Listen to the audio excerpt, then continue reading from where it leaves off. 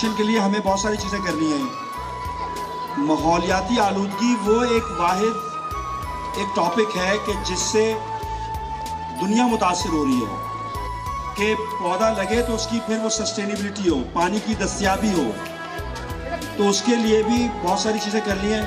फतेह बाग में भी हमने 20,000 गैलन पर डे का वाटर ट्रीटमेंट प्लांट लगाया सीवरेज से।